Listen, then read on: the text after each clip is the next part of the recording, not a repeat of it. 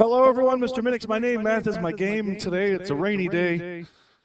I wish that it was 2 months ago because it would have been National Microphone Day, 1-2-1-2, but it's not. Anyway, today in my Algebra 2 class, we're talking about theorems about roots of polynomial equations. Theorems about roots of polynomial equations. There's lots of theorems. This is a huge section. Yesterday, we introduced it with a video of a guy going over three examples in 21 minutes. But today, we're just going to break this down. We're going to take our time with it. So I'll give you a minute to jot down that title. All right, so theorems about roots of polynomial equations. Today, we're just going to look at two of them. The two we're going to look at today in this lesson are, I'm just going to abbreviate, P, R, R, T. That's possible rational roots theorem. And then the other one we're going to look at is the I, R, CT, the irrational roots conjugate theorem. And then the other one we're going to look at today is the maybe I got those letters in inverted order. I think I did. Complex conjugate roots theorem. So yeah, I think I got the R and the C backwards. I'm sorry. Should be ICRT. Anyway, irrational conjugate roots theorem and complex conjugate roots theorem. You'll see what it's all about in a few minutes.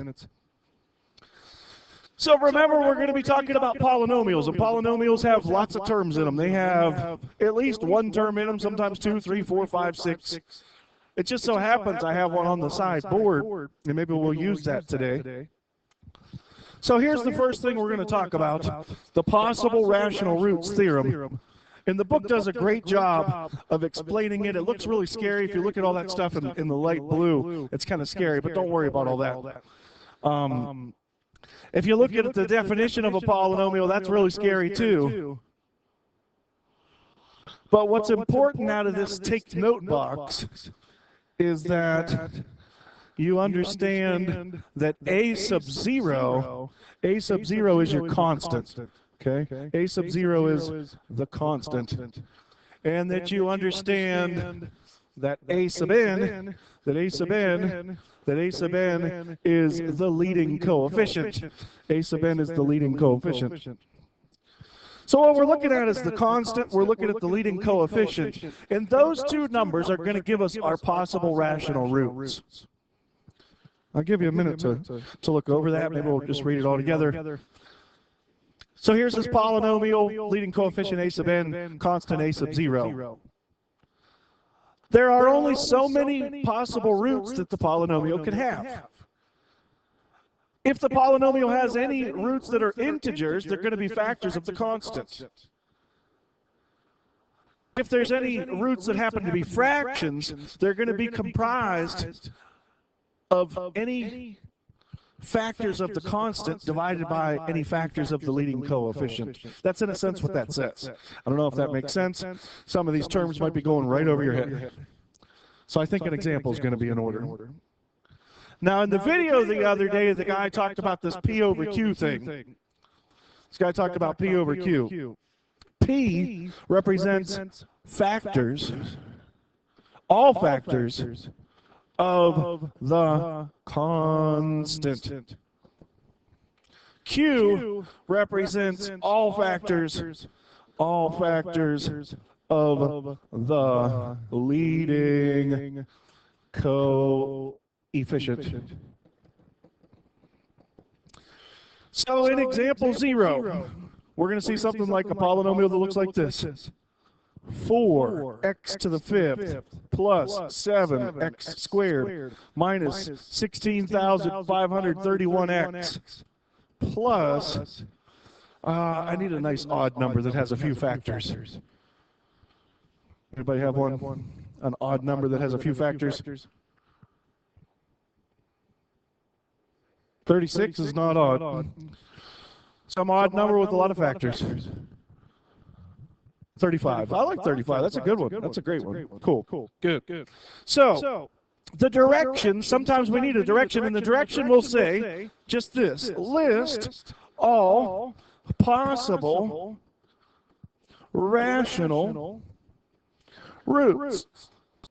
Now, sometimes that's all you're going to be doing is just listing them. You don't have to find anything. You just have to list them. Do you guys know who Santa Claus is? Santa makes his list and checks it twice, doesn't he? We're going to make our list and we're going to write it twice. We're going to have one list and then we're going to have a refined list, because Santa goes back and refines his list, and we're going to refine our list too. So we need to identify, in this particular example, for example 0, our P is going to be what? What's our P going to be? Let's look above. In red it says P. Oh, why did I write alls? That doesn't even make any sense. P is all the factors of the constant. So what are all the factors of our constant? What is our constant? Our constant's 35. So we want all of 35's factors. And I like to list them in order from smallest to largest. You don't have to, but I like to. So what's the smallest factor that 35 has? 35 is the biggest one. 35 and 1's a pair, right? So one pair is going to be 35 and 1. And 5 and 7. Right? And that's it. So for this problem then, our P, and I know it's weird because the polynomial has the name P of x, and that's kind of confusing. But anyway, all the factors of the constant are 1 and 5 and 7 and 35. Does that make sense so far? Good. All right. Probably got one extra comma in there. So now we want, again, for example 0, we want our Q. We want all the factors of our leading coefficient. Well, what on earth is our leading coefficient? Our leading coefficient's 4. So we want all the factors of 4. So again, let's list them out, smallest to largest.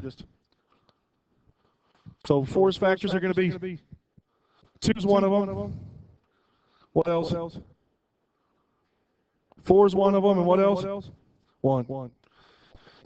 So according to the possible rational roots theorem, it says if a polynomial has any roots that are rational, they're going to be of the form P over Q. They're going to be of the form P over Q. They're going to be of the form plus or minus P over Q. So what we've got to do is take everything in our P list and everything in our Q list and make a list. Now, keep in mind that it's plus or minus everything there. So, here's my initial list. Here's my initial list. Initial list. Here we go. I'm going to take the first thing in P, which is 1. So it's going to be plus or minus 1 divided by 1.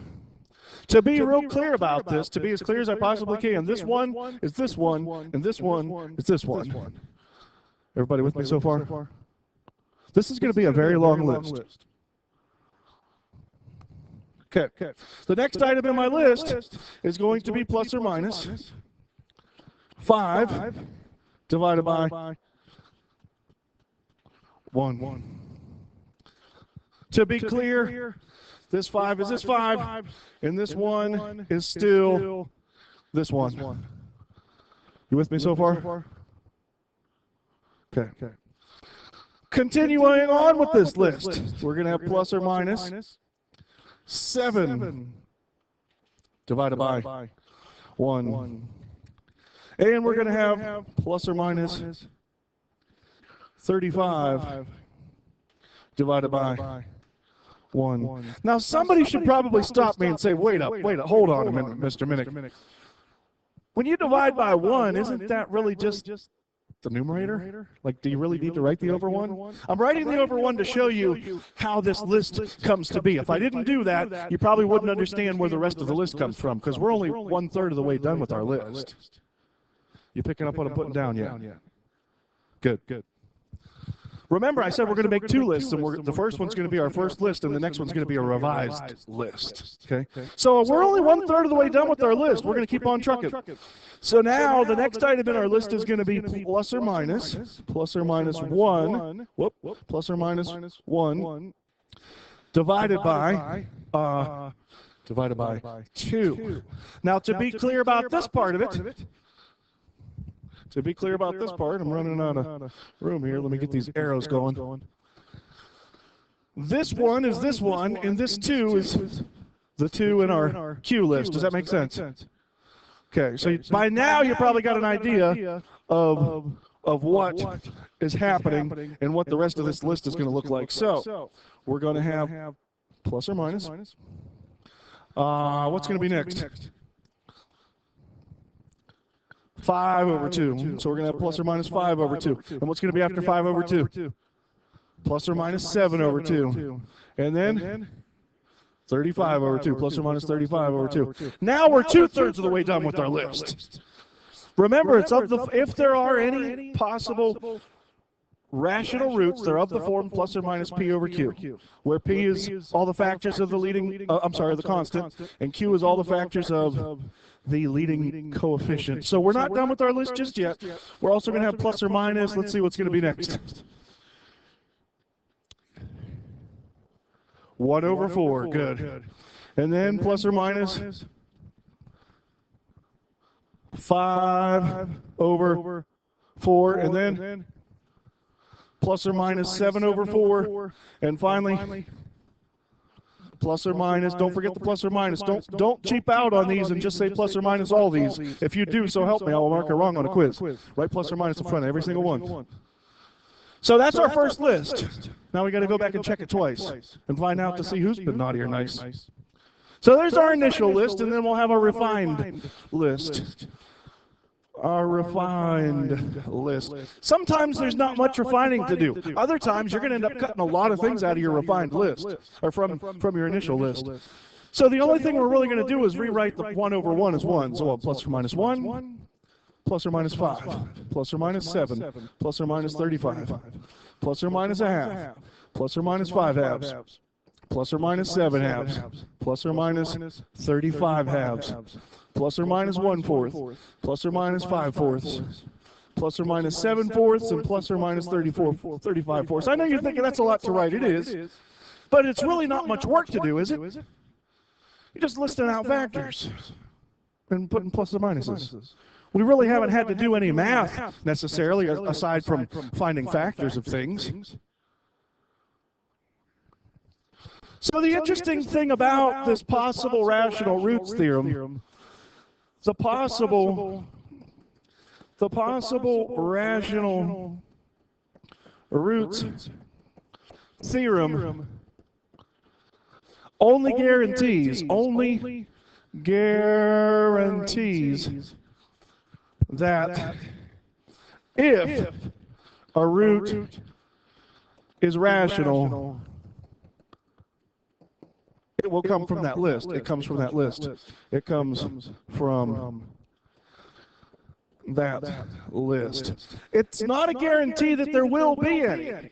It's a guarantee that if there are any rational roots, that it's going to be something from that list. It doesn't necessarily mean that every single polynomial is going to have rational roots. It's just saying if there are any rational roots, they're going to be something from that list. You might have a polynomial that doesn't have any rational roots whatsoever. We actually saw some in chapter 4. And bless you, and I'll show you what I mean by that in example 0.1. Are there any questions about anything so far? Is this making sense? I hope. Cool. So example 0.1. List any possible rational roots and find all the roots. So in tonight's homework, this is what you're going to be doing on half the exercises. You're going to be listing the possible ones and finding the roots. Find all the roots. So here's our polynomial f of x equals x squared plus 4. Nice easy one to start the day off with. So our initial list, So we got to know what our P is. We got to know what our Q is. Remember, P is all the factors of what? Of our constant, and our constant here is 4. So our P is going to be comprised of what? 1, 2, and 4. And Q then is all the factors of the leading coefficient, and our leading coefficient is 1. So this isn't going to be a very big list, is it? Okay. So then our list is going to be plus or minus 1 divided by 1, plus or minus 2 divided by 1, and plus or minus 4 divided by 1. So that's it. Our list then, our refined list, our refined list is just plus or minus 1, plus or minus 2, plus or minus 4. Right? So here's where this starts to get challenging. If you watched that video yesterday and you actually watched it, you'll notice that the guy synthetically divided like 30 times, didn't he? Maybe not 30, but a lot. It was a lot. Did you like the way he made the boxes, or do you like the way I showed you to make the boxes? It really doesn't matter. Okay, with the little backwards L. Okay. So to find all the roots, what we could do is we could synthetically divide. And here's our test. Here's our test for positive 1. If we wanted to test to see if positive 1's a root, we're going to put positive 1 in the box. So I'll go ahead and put 1 in the box. Now let's see. Our polynomial is x squared plus 4, so what should I use for my coefficients?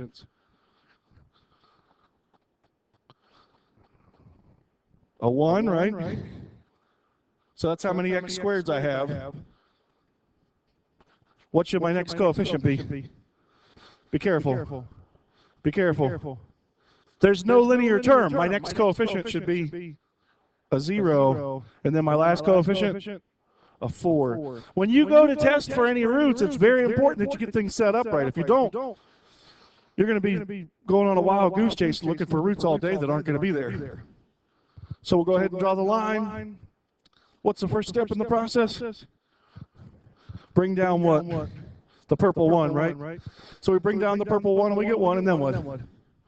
Multiply. 1 times 1 is 1, and that goes under the 0. 0 plus 1 is 1, and the green 1 times the red 1 is another 1, and 4 plus 1 is 5. I'm just going to say it's not 0. It's not 0, and I'm sad because it's not 0. Why did I do that? Because it's not 0, and I'm sad. I'm really sad. You know why I'm sad? Because there's a remainder. If there was no remainder, then that particular thing I tested would have been a root, would have been a 0, and I would have been one step closer to the answer. I'm going to share with you some information that is advanced beyond Algebra 2. They only teach this in pre-calculus and in college algebra. Do you see how this 1 is positive, and this 1 is positive, and this 5 that would have been there is also positive? This leads into 2 theorems that aren't in your book. And we'll probably talk about them again later in the week. But for those of you who want to save yourself some time, you might want to write this down. What this means is that 1 is an upper bound. Because all these entries are positive down here, that means that the root that we tested is an upper bound. What that means is very awesome. It means no rational roots will be larger than 1. So when I go to do my synthetic division, guess what that means? It means instead of having to try 2, I don't have to try 2. I already know it's not going to work. Instead of having to try 4, guess what? I don't have to try 4. I know it's not going to work. Does that make sense? There's a lower bounds theorem too, and maybe we'll talk about that at another time. But I just wanted to point out that when you synthetically divide, you're looking for a remainder of 0. We didn't get one. And on the example that we have, somebody probably should have called time out on me about 3 minutes ago. Does anybody know what the roots are of the example that we have? Then that's not 1. Let's let's think about what the dude said yesterday in the video. In the video yesterday, dude said, once you get down to a quadratic, you should think back to what you learned in the chapter ago. What you learned in chapter 4. You know how to solve quadratic equations, don't you? How are we going to solve that quadratic equation? You could use a quadratic formula. I'd do it easier than that. I'd take square roots. We got the equation x squared plus 4 equals 0. Let's see if we can solve it. Let's see if we can solve that. To solve an equation, we want to get the variable all by itself, right? So we'll go ahead and subtract 4 from both sides. So x squared is equal to negative 4. So now what do we do? Take the square root. All right, so we're going to go ahead and do what next to solve this? Somebody said it. Take square roots, right? So we'll take the square root of this side, we take the square root of this side. What's the square root of x squared? X. Hopefully you remember from the video yesterday what happens when you try to take the square root of a negative. An I pops out. So we're going to have an I. And the square root of 4 is 2. And it's a quadratic, so we know we got to have 2 answers. How do we get 2 answers? Plus or minus, good. So our 2 roots then, our 2 roots are negative 2i and positive 2i. And that's going to actually segue perfectly into one of the other theorems today. Are those numbers rational? No. So just to corroborate what I said a second ago, the possible rational root theorem doesn't guarantee that there's going to be rational roots. It's just a guarantee that if there are any rational ones, that they're going to be from the list. Does that make sense? Are there any questions so far? Good. Cool. So, here we go, problem 1. Let's go back to listing these possible rational roots out. Problem number 1, what are the rational roots of this polynomial? So we're looking at this 5. So that's going to tell us our p. What's our p going to be? 1 and 5. And then we're looking at this 2, and that's going to give us our q. What's our q going to be? 1 and 2. So our initial list is going to look like what? Plus or minus 1 over 1, plus or minus 1 over 2, plus or minus 5 over 1, and plus or minus 5 over 2. And honestly, it doesn't really matter what order you put those in as long as you got them all covered. So, our list then, our answer. For the possible rational roots, is plus or minus 1, plus or minus a half, plus or minus 5, and plus or minus 5 halves. There will be some exercises. Where you might not even need to make that initial list, and you could just go straight to the final list. I don't have a problem with that. Okay. But on the ones where there's many fractions, I want to see both lists. Does that make sense? What I'm saying? Okay. Now look at the directions. The directions asked. They didn't ask you just to list them. The directions said, what are they? Now I don't want to go through the entire process of synthetically dividing by everything. So I kind of left, when I did these notes, I left it blank. They're telling us that negative 1 is the rational root. So what I want to do is take this out to a new page. We'll go ahead and divide this out. And I want to take a look at that then. And see how we would go about finding the other root. So I'm going to go ahead and cut that out. So this is a continuation of problem 1. Edit, paste. Here's a continuation of problem 1. So suppose we're just taking a wild guess and we're testing to see if negative 1's are. We put negative 1 in the box. I have a volunteer to come up and synthetically divide for us. For bonus points? Okay. Come on down. Be sure to write the quotient out after you're done, too. So we got our first coefficient of 2, and we got a negative 1 and a 2, and a 5. We got the line. Drop it like it's hot.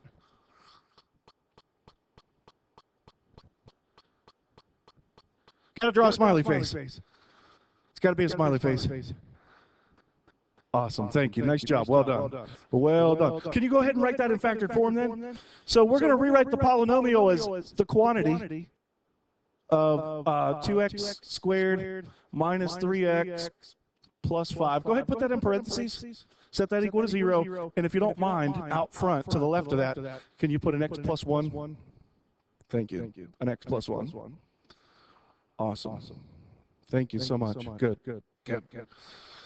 Writing it out in factored form isn't something you have to do, but it's a great practice to do it. It's a great practice to do it. So what this means then, this linear factor means that negative 1 is one of our roots. And we know that there's going to be a total of 3 roots because of some things that we've seen so far. We doing all right up to this point? Okay. So how could we find the other 2 roots? What will we do next?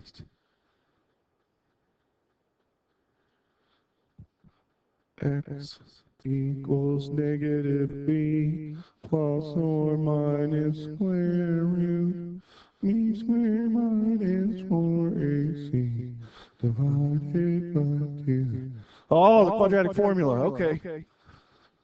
Is there something that would make us know what our answers are faster than doing the entire quadratic formula? Square roots? Not quite. We can't, because of this minus 3x, the square roots wouldn't quite work. But there is a D word that I'm looking for. It's 4 syllables. Discriminant. The discriminant. Nice. If we just find our discriminant, which is just the b squared minus 4ac part, that's going to be negative 3 squared minus 4 times 2 times 5. That's 9 minus 40. That's negative 31. Because the discriminant's negative, what do we know about our other 2 answers?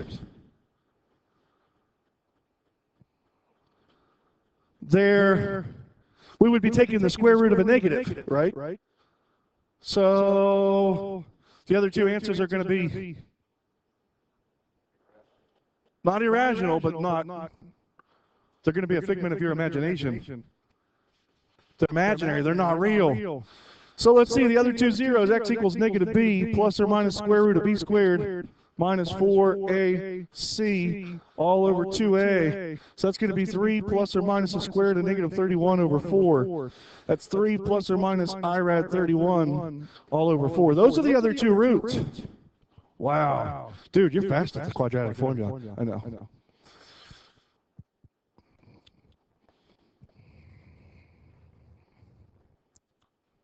I already knew what the discriminant was. Just found it. So this segues perfectly into the next thing. So our other roots are 3 minus irad 31 over 4 and 3 plus irad 31 over 4. These 2 numbers here, this one and this one, they seem like they're related in some way, doesn't it? Because one of them is 3 minus and one's 3 plus. Aren't they almost the same kind of thing? Let's go back to the last example we saw. In the last example we saw our roots were 2i and negative 2i. Do you think there's something to that whenever we have imaginary roots? Do you think there's something to that? There is. There is. And here's what it says. It's the imaginary or complex. So it's the imaginary. Keep in mind, imaginary, some books refer to it as complex. Complex. Conjugate root theorem. Have you ever gone somewhere and you didn't want your little brother to go, but he has to go because your parents said so? Isn't that frustrating? This is what the complex conjugate root theorem says. I'm going sled ride. Yeah, so is Jimmy. Well, I don't want Jimmy to go sled ride. Well, Jimmy's going sled ride, whether you like it or not. What it says is if a plus bi is a root of some polynomial p of x, then so is a minus bi.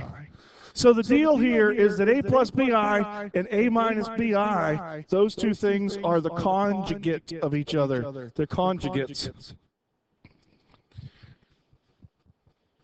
If a plus bi is a root, then so is a minus bi. What this essentially says is that imaginary roots show up in pairs. There's always going to be an even number of them. There's going to be two of them. One of them is going to be something plus, and one of them is going to be something minus. Doing all right? Good. You ready for the next example? Here we go. Example. Joe says a third degree polynomial has roots of 6 and 8 and negative 2i. Set the record straight. How do you like that for directions? Set the record straight. Joe's trying to tell us that there's some third-degree polynomial that's got roots of 6 and 8 and negative 2i. So I like to have a little box that's got all my roots in it. 6, 8, and 2i. Wait a minute. Negative 2i, right? Negative 2i. They're telling us that the degree is 3, third degree. Can you set the record straight here? Anybody know what we're looking for?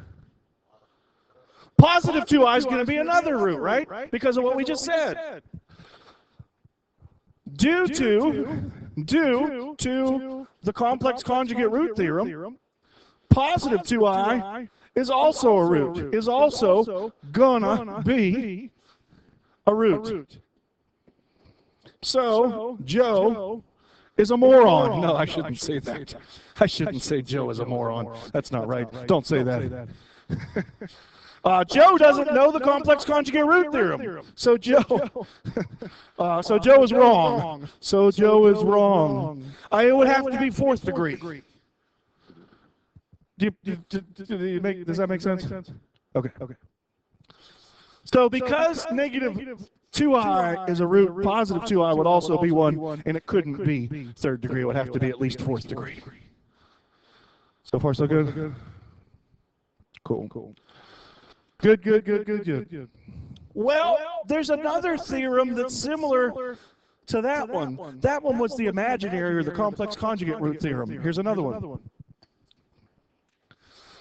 The irrational, with an I, irrational, the irrational conjugate, the irrational conjugate root theorem.